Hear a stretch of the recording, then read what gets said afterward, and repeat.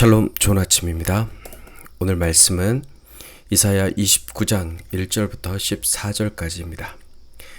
슬프다 아리엘이여 아리엘이여 다윗이 진친 성읍이여 해마다 절기가 도래오려니와 내가 아리엘을 괴롭게 하리니 그가 슬퍼하고 애곡하며 내게 아리엘과 같이 되리라.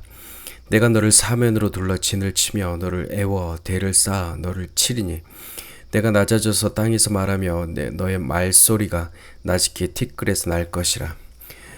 네 목소리가 신접한 자의 목소리같이 땅에서 나며 네 말소리가 티끌에서 짓걸이리라. 그럴지라도 내 대적의 무리는 세미한 티끌 같겠고 강포한 자의 무리는 날려가는 겨 같으리니 그 일이 순식간에 갑자기 일어날 것이라. 만군의 여호와께서 우레와 지진과 큰 소리와 회오리 바람과 폭풍과 맹렬한 불꽃으로 그들을 징벌하실 것인즉 아리엘을 치는 열방의 무리 곧 아리엘과 그 요새를 쳐서 그를 공고하게 하는 모든 자는 꿈같이 밤에 환상같이 되리니 줄인 자가 꿈에 먹을지라도 깨면 그 속은 여전히 비고 목마른 자가 꿈에 마셨을지라도 깨면 곤비하며 그 속에 갈증이 있는 것 같이 시온산을 치는 열방의 무리가 그와 같으리라. 너희는 놀라고 놀라라. 너희는 맹인이 되고 맹인이 되라. 그들의 취함이 포도주로 말미암음이 아니며 그들의 비틀거림이 독주로 말미암음이 아니니라. 대저 여호와께서 깊이 잠들게 하는 영을 너희에게 부어주사 너희의 눈을 감기셨음이니 그가 선지자들과 너희의 지도자인 선견자들을 덮으셨음이라. 그러므로 모든 계시가 너희에게는 봉안책의 말처럼 되었으니 그것을 글 아는 자에게 주며 이르기를 그대에게 청하노니 이를 읽으라 하면 그가 대답하기를 그것이 봉해졌으니 나는 못 읽겠노라 할 것이요. 또 그 책을 글 모르는 자에게 주며 이르기를 그대에게 청하노니 이를 읽으라 하면 그가 대답하기를 나는 글을 모른다 할 것이라. 주께서 이르시되 이 백성이 입으로는 나를 가까이하며 입술로는 나를 공경하나 그들의 마음은 내게서 멀리 떠났나니 그들이 나를 경외함은 사람의 계명으로 가르침을 받았을 뿐이라. 그러므로 내가 이 백성 중에 기이한 일 곧 기이하고 가장 기이한 일을 다시 행하리니 그들 중에서 지혜자의 지혜가 없어지고 명철자의 총명이 가려지리라. 아멘. 주께서 슬프다고 하십니다. 아리엘은 다윗이 진을 쳤던 성읍 곧 예루살렘을 가리킵니다. 하나님은 예루살렘을 하나님의 사자라는 뜻의 아리엘로 삼으셨지만 안타깝게도 지금 그 아리엘을 향해 화가 선포되고 있습니다. 그 이유는 명확합니다. 그들은 입으로는 주를 가까이 하겠다 말하지만 실상은 세상의 포도주에 취해 비틀거리며 말과 행동이 전혀 다른 삶을 살아가고 있기 때문입니다. 사도 바울의 고백처럼 행함이 없는 믿음은 죽은 믿음입니다. 그들의 믿음은 이미 죽어 있었고 그들의 마음은 하나님에게서 멀리 떠나 있었습니다. 유다 백성들은 해마다 절기를 지키며 제물을 바쳤습니다. 성전 제단 아리엘이 있으니 절대로 멸망하지 않을 것이라 착각했습니다. 입술로만 하나님을 찾는 공허하고 그야말로 형식적인 신앙이었던 것이죠. 절대 무너지지 않을 것 같았던 예루살렘이 무너진다면 교만했던 백성들의 목소리는 땅의 먼지 속으로 흩어지듯 낮아질 것입니다. 우리가 오랜 신앙생활과 종교적 행위를 자랑하더라도 백성을 두려워하는 마음이 없다면 이것은 생명력을 잃은 유다 백성들과 같습니다. 아리엘, 즉 하나님의 사자라 불리던 그들이 어쩌다 이 지경에 이르게 되었을까요? 이사야 29장 13절은 그 이유를 이렇게 밝힙니다. 그들이 사람의 계명으로 가르침을 받았기 때문이다. 그렇다면 하나님의 계명과 사람의 계명은 어떻게 다른 것일까요?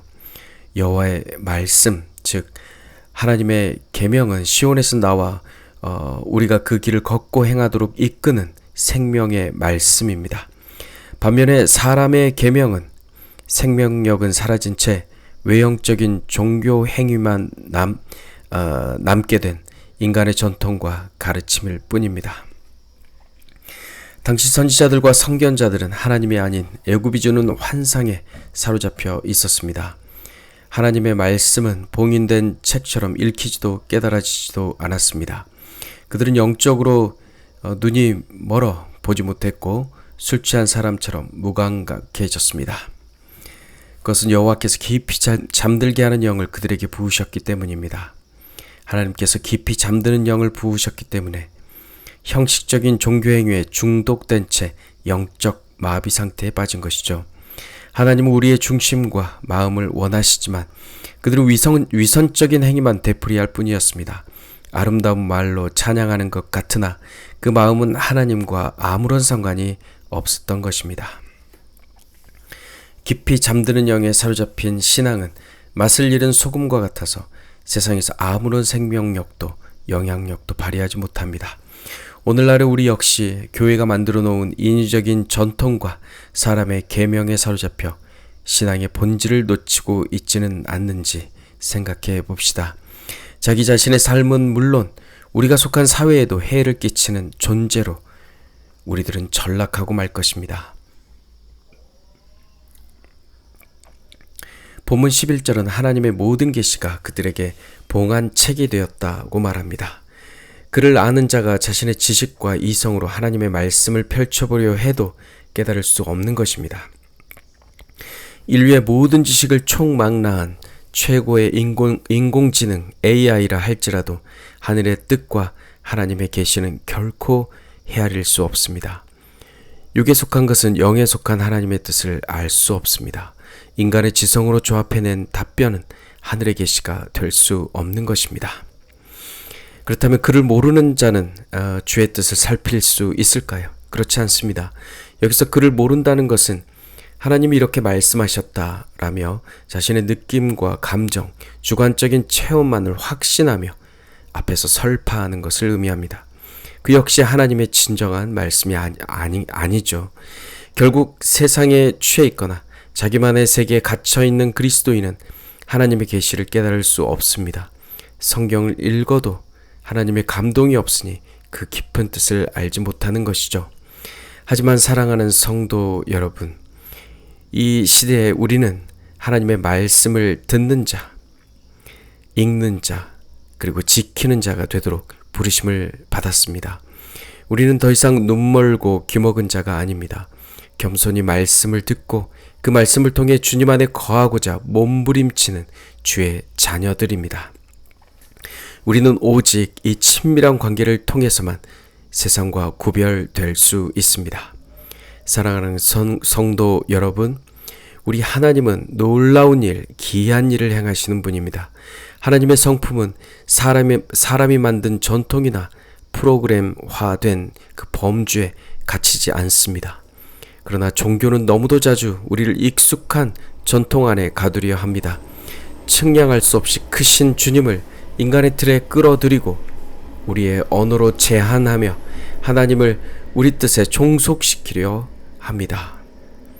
하지만 우리 주님은 출애굽의 기적처럼 바벨론에서의 구원처럼 그분의 크신 기적 안에서 우리로 참 자유인이 되게 하십니다. 그분은 어느 누구에게도 종속되지 않으며 우리를 자유케 하시는 분입니다. 하나님은 독생자 예수 그리스도를 보내시는 기이하고 놀라운 일을 통해 우리를 구원하셨습니다. 그 십자가의 은혜로 말미암아 비로소 닫혀있던 하늘의 계시가 우리에게 밝히 열린 것이죠. 사랑하는 성도 여러분, 하나님은 말씀이 닫히고 봉인되어 읽히지도 깨달아지지도 않는 그런 우리들의 삶을 원치 않으십니다. 우리를 구원하시고 날마다 그 놀라운 뜻을 삶의 현장에서 계시하시는 생명력 있는 말씀으로 우리와 교제하기를 원하십니다. 영적인 잠에서 깨어 하나님을 전적으로 신뢰하며 나아가는 복된 하루 되시기를 주님의 이름으로 축복합니다. 샬롬.